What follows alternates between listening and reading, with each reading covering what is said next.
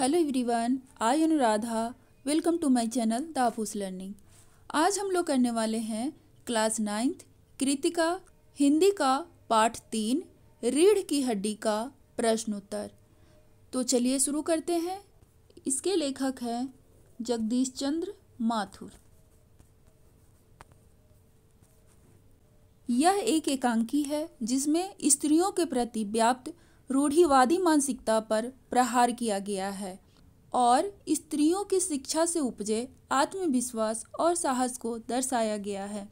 तो बच्चों, पहला प्रश्न है, राम स्वरूप और राम गोपाल प्रसाद बात बात पर एक हमारा जमाना था कहकर अपने समय की तुलना वर्तमान समय से करते हैं। इस प्रकार की तुलना कहाँ तक तर्कसंगत है? बच्चों, राम स्वरूप और गोपाल प्रसाद जो पात्र हैं इस एकांकी के, ये पुरानी पीढ़ी का प्रतिनिधित्व करते हैं। उन्हें अपना जमाना ही अच्छा लगता है, इसलिए वे बात बात पर अपने जमाने की तुलना आज के जमाने से करते हैं।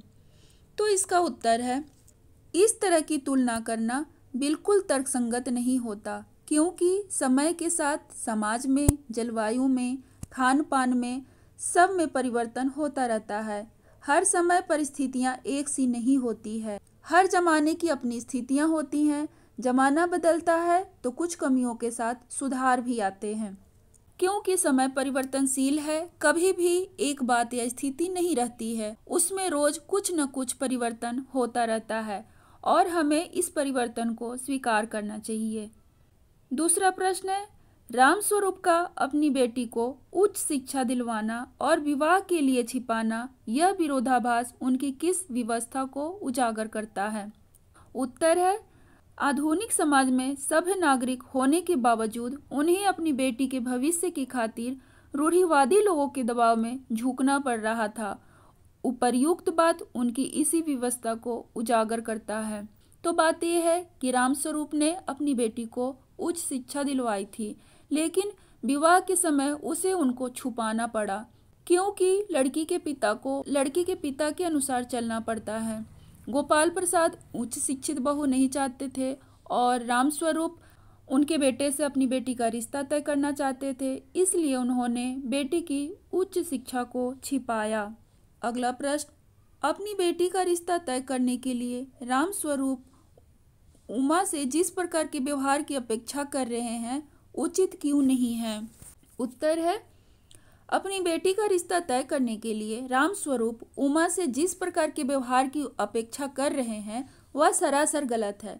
एक तो वे अपनी पढ़ी लिखी लड़की को कम पढ़ा लिखा साबित कर रहे हैं और उसकी सुंदरता को और बढ़ाने के लिए नकली प्रसाधन सामग्री का उपयोग करने के लिए कहते हैं, जो अनुचित है।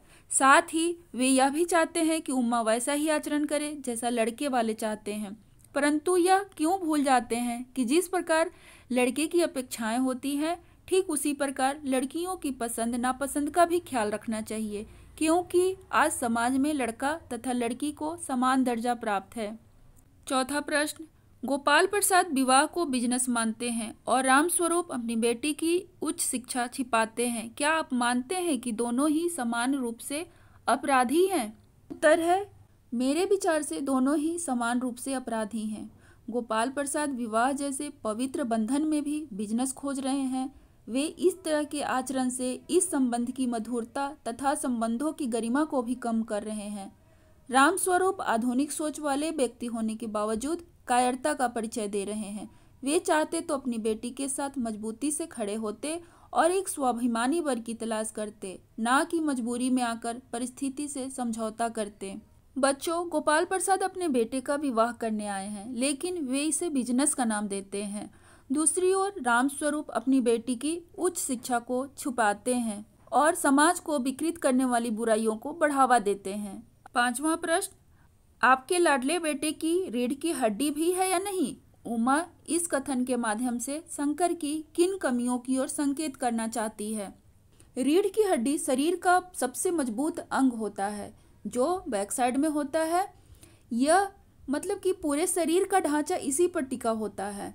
तो उत्तर है इसका, उमा गोपाल प्रसाद जी के विचारों से पहले से ही खिन्न थी, परंतु उनके द्वारा अनगिनत सवालों से उसे क्रोधित कर दिया था। आखिर उसे अपनी चुप्पी को तोड़कर गोपाल प्रसाद को उनके पुत्र के विषय में अवगत कराना पड़ा। किन बातों से अवगत कराया उसने? तो पहला है, शंकर एक चरित्रहीन व्यक्ति था जो हमेशा लड़कियों का पीछा करते हुए हॉस्टल तक पहुंच जाता था। इस कारण उसे शर्मिंदा भी होना पड़ा था। दूसरी तरफ उसकी पीठ की तरफ इशारा कर वह गोपाल जी को उनके लड़के के स्वास्थ्य की ओर संकेत करती है, जिसके कारण वह बीमार रहता है और सीधी तरह बैठ भी नहीं पाता। तीसरा, शंकर अपने पिता पर पूरी तरह आश्रित है, उसकी रीढ़ की हड्डी नहीं है, अर्थात उसकी अपनी कोई मर्जी नहीं है। छठा प्रश्न, शंकर जैसे लड़के या उमा जैसी लड़की समाज को कैसे व्यक्तित्व की जरूरत है? तर्क सहित उत्तर दीजिए। उत्तर, समाज में आज उमा जैसे व्यक्तित्व, राष्ट्रवादिनी तथा उच्च चरित्र वाली लड़की की ही आवश्यकता है। ऐसी लड़कियां ही गोपाल प्रसाद जैसे दोहरी मानसिकता रखने वाले लालची और ढोंगी लोगों को सबक सिखा सकती है। ऐसी लड़कियों से ही समाज और देश प्रगति कर पाएगा जो आत्मविश्वास से भरी तथा निडर हों। इसके विपरीत शंकर जैसे लड़के समाज के लिए निरुपयोगी हैं। शंकर जैसे व्यक्ति समाज को कोई दिशा प्रदान नहीं कर सकते हैं। रीढ़ की हड्डी शीर्षक की सार्थकता स्पष्ट करिए। तो उत्तर है इसका, यह शीर्षक एकांकी की भावना को व्यक्त करने के लिए बिल्कुल सही है। इस शीर्षक में समाज की सड़ी गली मानसिकता को व्यक्त किया गया है तथा उस पर प्रहार किया गया है। क्योंकि रीढ़ शरीर का मुख्य हिस्सा होता है, वही उसको सीधा रखने में मदद करता है। उसमें लचीलापन होता है जो शरीर को मोड़ने, बैठने, झुकने, कूदने में मदद करता है। इस लचीलेपन के कारण ही शरीर हर कार्य करने में सक्षम है। व्यायाम के माध्यम से हम रीढ़ की हड्डी के लचीलेपन को बनाए रखते हैं। उसी तरह समय के अनुसार पुरानी रीतियों और परंपराओं का बदलाव आवश्यक है। यह समय की मांग होती है।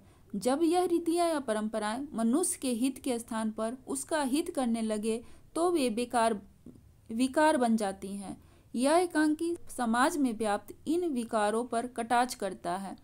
हमारा समाज इन मानसिकताओं का गुलाम बनकर बिना रीढ़ वाला शरीर हो जाता है। दूसरी तरफ यहाँ शंकर जैसे लड़कों से भी यही तात्पर्य है, बिना रीढ़ का। इस प्रकार के लड़कों का अपना कोई व्यक्तित्व नहीं होता और न ही इनका कोई चरित्र होता है। ये सारी उम्र दूसरों के इशारे पर चलते हैं। ये लोग समाज के ऊपर बोझ के सिवा कुछ नहीं होते। इसलिए उमा ने इन्हें बिना रीढ़ की हड्डी वाला कहा है। बच्चों, अगर रीढ़ की हड्डी न हो तो व्यक्ति कमजोर कहलाता है, वह सीधा खड़ा नहीं रह सकता है। इसी तरह जो शंकर है अपना निर्णय स्वयं लेने में सक्षम नहीं है, इसलिए उसे उमा ने बिना रीढ़ की हड्डी कहा है। अगला प्रश्न, कथा वस्तु के आधार पर आप किसे एकांकी का मुख्य पात्र मानते हैं और क्यों? तो उत्तर होगा इसका, कथा वस्तु के आधार में उमा मुख्य पात्र है, क्योंकि पूरी एकांकी इसके ही इर्द गिर्द घूमती है। भले ही पाठ में उसकी उपस्थिति थोड़े समय के लिए है, परंतु उसके विचारों से प्रभावित हुए बिना हम नहीं रह पाते हैं। वह हमें बहुत कुछ सोचने के लिए मजबूर करती है। उसकी उपस्थिति नारी समाज को एक नई सोच और दिशा प्रदान करती है।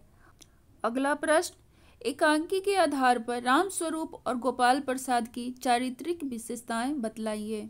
उत्तर, रामस्वरूप जी और गोपाल प्रसाद जी की चारित्रिक विशेषताएं इस प्रकार हैं। रामस्वरूप की आधुनिक और प्रगतिशील विचारधाराओं से संपन्न है, परंतु एक मजबूर पिता है। वे एक तरफ तो स्त्री शिक्षा के समर्थक हैं, परंतु बेटी के विवाह के समय यही शिक्षा वे छिपाने का प्रयास करते हैं, जिससे उनकी विवशता तथा कायरता झलकती है। रामगोपाल का व्यक्तित्व, रामगोपाल निहायत चालाक, बड़बोले, लालची और पढ़े लिखे होने के बावजूद स्त्री पुरुष की समानता में अविश्वास करने वाले व्यक्ति के रूप में उभरते हैं।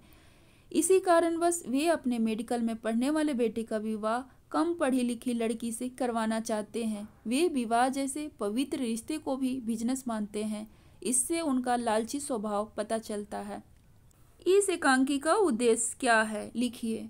तो उत्तर है, इस एकांकी का उद्देश्य समाज में औरतों की दशा को सुधारना व उनको उनके अधिकारों के प्रति जागरूक कराना है।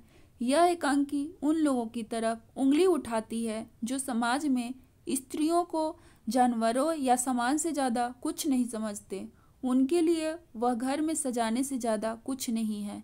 यह एकांकी औरत को उसके व्यक्तित्व की रक्षा करने का संदेश देती है और कई सीमा तक इस उद्देश्य में सफल भी होती है।